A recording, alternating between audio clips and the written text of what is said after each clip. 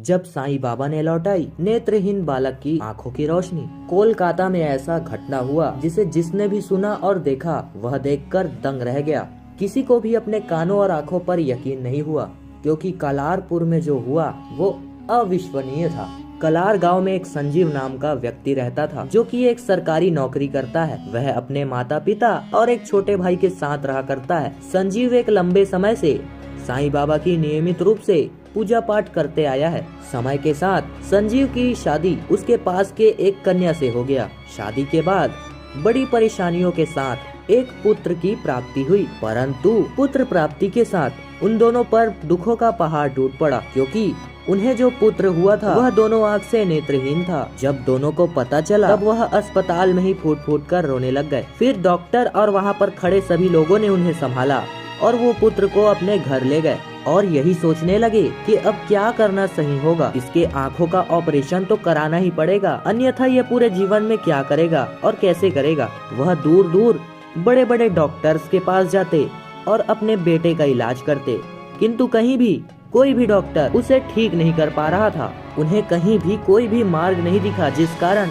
उन्होंने अपने पुत्र के आंखों की रोशनी को ही सच्चाई मान ली, जिस कारण उसे ही उसकी जीवन की सच्चाई मान ली, क्योंकि वह जान चुके थे कि उनका पुत्र अब कभी भी ठीक नहीं हो सकता। फिर उन्होंने अपने पुत्र के लालन पालन में किसी भी प्रकार की कोई भी कमी नहीं रखी। दोनों पति पत्नी अपने बच्चे को बचपन से ही साईं बाबा की कहानी व चालीसा सुनाया करते थे और साईं बाबा की सभी कहानी उसे बहुत ही उत्साहित भी किया करती थी। दोनों ने उसका नाम भी साईं बाबा के नाम पे रख दिया। उन्होंने उसका नाम साईं रख दिया। वह बड़ा होकर विद्यालय जाने लगा, परंतु वहाँ सब उसका मजाक उड़ाया करते थे। साईं ना देखने के कारण कहीं पर भी गिर जाया करता था और विभिन्न कई परेशानियों में भी पड़ जाता था। इन सभी परिस्थितियों को देखकर संजीव की आंखें आंसू से बहने लगती थी। एक दिन जब संजीव को अपने पुत्र की दुख नहीं देखी गई, तो वह साईं बाबा के मंदिर में जाकर अपने पुत्र की सभी परेशानी साईं बाबा को साझा करने लगा। उन्होंने कहा, हे प्रभु, हे मेरे साईंनाथ, मुझे अपने पुत्र के इतने सारे दुख देखे नहीं जाते। हे मेरे प्रभु, मेरे संकट दूर करो। संजीव अपनी भावनाओं को रोक नहीं सका और वहीं फूट फूट कर रोने लग गया। यह सभी दृश्य वहाँ खड़े पुजारी और साधु ने देख लिया और वह संजीव को अपने पास बुलाने लगे। उन्होंने कहा, मैंने सारी बात सुन ली है। मैं ये जान चुका हूँ कि तुम और तुम्हारे पुत्र बहुत ही संकट में पड़े हुए हैं, किंतु तुम्हें चिंता करने की कोई जरूरत नहीं है। अगर आप साईं बाबा को खुश कर देते हो तो साईं बाबा आपकी सारी परेशानी दूर कर देंगे। संजीव जी ने पूछा कि मुझे ऐसा क्या करना पड़ेगा जो साईं बाबा खुश हो जाएंगे। तब महंत जी ने बोला कि तुम घर में अखंड साईं चालीसा व साईं सच्चरित का पाठ कराओ, साईं बाबा अवश्य खुश होंगे। संजीव उनकी बातें सुनकर बहुत ही खुश हो गया और अपने खुशी खुशी घर निकल गया। वह घर पहुंचकर अपने पत्नी को बताने लगा कि अगर हम घर में साईं बाबा का अखंड चालीसा का पाठ कराएंगे तो हमारे पुत्र की आंखों की रोशनी वापस आ जाएगी। दोनों सच्ची श्रद्धा और भक्ति के साथ साईं बाबा की अखंड चालीसा के तैयारी में लग गए और गुरुवार के दिन साईं बाबा का अखंड चालीसा पाठ शुरू हो गया। वहाँ पर भक्ति भाव की चादर फैल सी गई। वहाँ सभी लोग साईं चालीसा में डूबते जा रहे थे।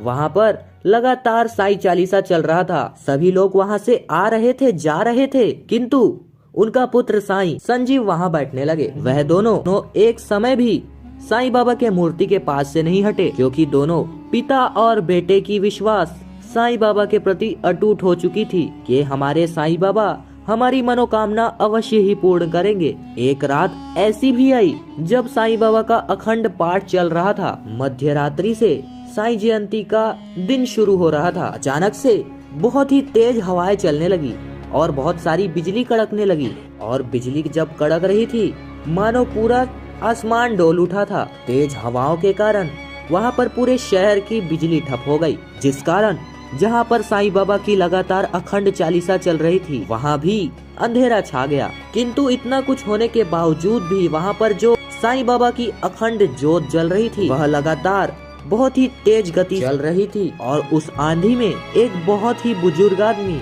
उनके तरफ बढ़ता आने लगा, पंडाल में आने लगा। बहुत ही अंधेरा होने के कारण उनका चेहरा ठीक से नहीं दिख पा रहा था, परंतु जैसे जैसे वह बुजुर्ग व्यक्ति उनकी नजदीक बढ़ रहा था वैसे ही वैसे गर्जना शांत हो रही थी। और जैसे ही उस व्यक्ति ने पंडाल में अपना कदम रखा, तूफान मानो एकदम से शांत हो गया। वह बुजुर्ग व्यक्ति अपने शरीर पर सफेद कलर का पोशाक लपेटे हुए थे। उनका विशाल शरीर और उनकी आंखों में एक अलग सा तेज था। वहाँ पर मौजूद सभी लोग अपनी नजर वहाँ से नहीं हटा पा रहे थे। सभी लोग उस बाबा को ही देख रहे थे। परंतु फिर जो हुआ उसे देखकर संजीव सहित सभी लोगों के होश उड़ गए। वह बुजुर्ग व्यक्ति धीरे धीरे साईं की तरफ बढ़ने लगा और साईं से ऐसे कहने लगा जैसे वो बहुत ही पहले से उसे जानता हो।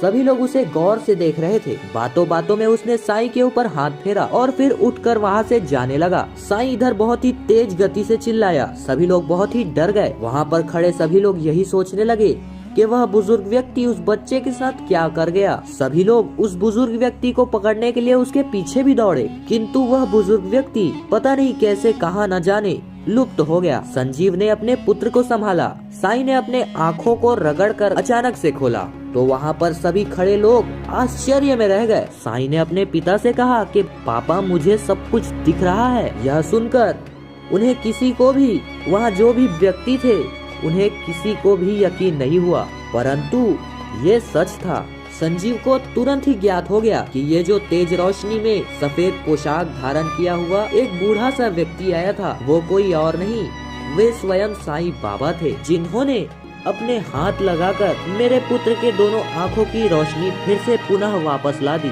साईं बाबा प्रसन्न होकर मेरे पुत्र की दोनों आँखों की रोशनी वापस दे गए। वहाँ जो भी खड़े लोग थे उन्होंने ये बात सुना तो उन सभी ने, वहाँ जो भी खड़े लोग थे सभी लोगों ने जोर जोर से साईं बाबा का जय जयकार लगाना शुरू कर दिया। फिर संजीव और उसकी पत्नी और बच्चे ने साईं बाबा के आगे आकर धन्यवाद किया और सभी लोग साईं बाबा का तहे दिल से जय जयकारा लगाने लगे और धन्यवाद करने लगे। दोस्तों, आपका क्या मानना है इस कहानी को लेकर, हमें नीचे कमेंट में लिखकर जरूर बताइएगा। अगर आपको ये वीडियो अच्छी लगी होगी तो वीडियो को लाइक, शेयर एंड सब्सक्राइब करना बिल्कुल भी नहीं भूलिएगा। भक्तों, हम मिलेंगे एक और नई खास अगली वीडियो में। तब तक के लिए बहुत बहुत धन्यवाद।